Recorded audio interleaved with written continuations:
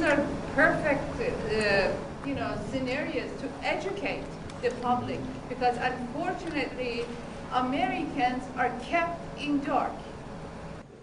We have been artificially divided for far too long, and it's time American people came together and recognized their common adversary and take back our country.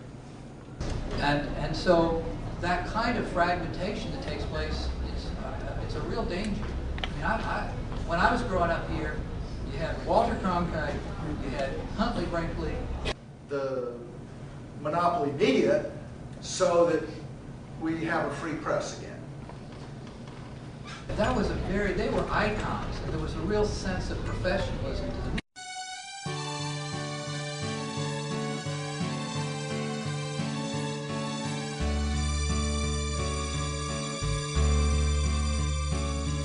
Go ahead and watch your show. Don't try to learn, don't try to know what's going on around you. Channel surf and watch your game a world away. It's not the same. The difference will astound you. Turn away, deny your fear, and believe it won't happen here. The news is too depressing and the facts are too distressing.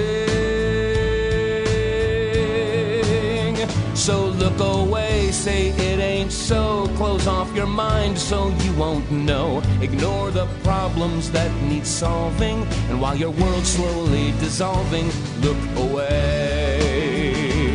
And while you're lying in your bed, don't think of all the people dead who were innocent of any crime. Another world, another time.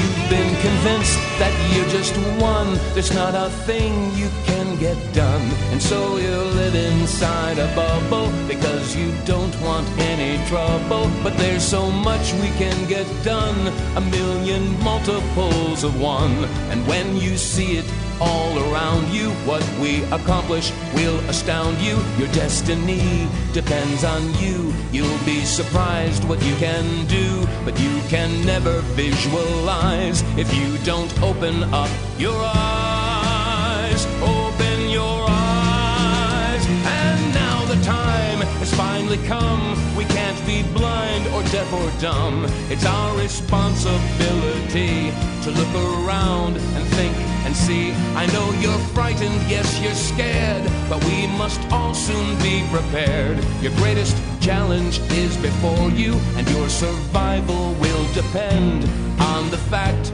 that you will never look away. Yes, your survival will depend on the fact that you will never look away. Don't look away, don't look away, don't look away. Don't look away, don't look away, don't look away. Don't look away, don't look away, don't look away. Don't look away, don't look away, don't look away. Don't look away, don't look away, please don't look away. Please don't look away. Please don't look away, don't look away. Don't look away, don't look away, don't look away.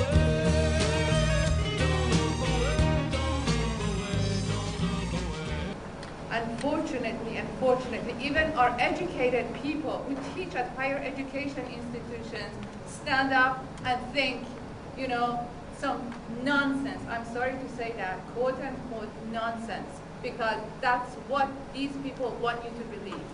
That's what these people want you to act upon. Yeah, I'm an old fighter pilot. My PhD is in aeronautics and nuclear engineering from Caltech. I've been married 52 years to the same lady. We have 7 children, 21 grandchildren, and 2 great-grandchildren. And I guess they're among the important reasons I'm out trying to save our country and our world. My organization, the Patriots, and will be... Now, George Bush passes No Child Left Behind, and what you find is the teachers are only allowed to teach 2 or 3 subjects. So all professionals are under assault, and professionals have traditionally played a very supportive role to us in sorting out what's true, what's false.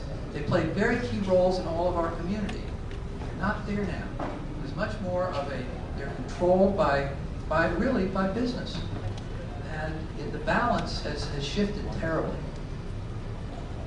Could you expand on his question, the way he mentioned democracy and everybody just immediately accepted it, how over the past 40 years all our news and all our teachers have taught that we're in a democracy instead of a representative republic, and now everyone thinks the majority should just naturally assume the will?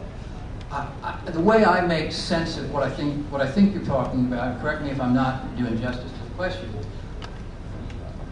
I think with complexity and with confusion, it's very difficult and it's very taxing mentally to work our way out of that, to stay with it, to stay confused, to stay perplexed, to continue to push for answers. And it's a lot easier to turn passive and to simply become dependent upon someone else and let someone else tell me what's real and what's not real. If you look at authoritarian regimes and how they've taken hold in a number of different cultures, that's the prevailing ethos. People get scared and they turn control for their own reality over to someone else. And they're glad to have it. They're glad to have it.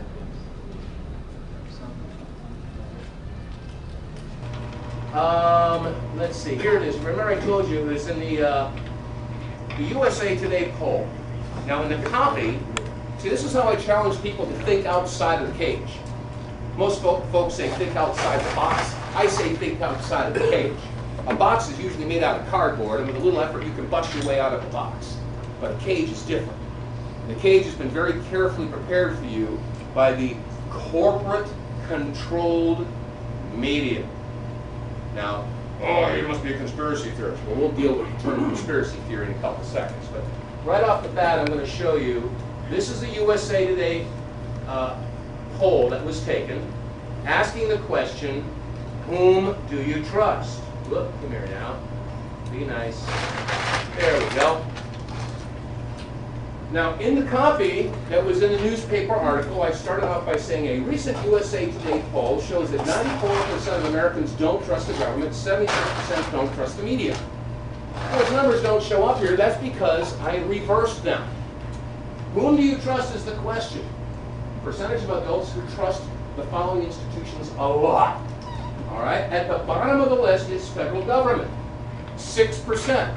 6% of the people in this country trust the government. That means 94% don't. Okay? Now, TV news, daily newspapers, your media. 24% for the TV news. 24% of Americans trust the news. That means 76% don't. Folks, where do most Americans get their official information? From the news and from the government. This is why we've got the problem here. Now most people, when somebody like me or anybody else comes out and challenges them, and we all admit, most of us will admit we can't trust the government, we can't trust the media to tell the truth. So when somebody like me or Ed or anybody else challenges them, prove what you're saying, what happens? You're immediately labeled as a conspiracy theorist. Don't deal with the issues. Don't even attempt to answer the questions that are raised. Just negate the questions and say that the person raising that question is some sort of an extremist. They're a right-wing, left-wing, neo-Nazi, skinhead, anti-government, militia, whatever label they want to put on you because they won't deal with the issue. It's the oldest ploy in the world.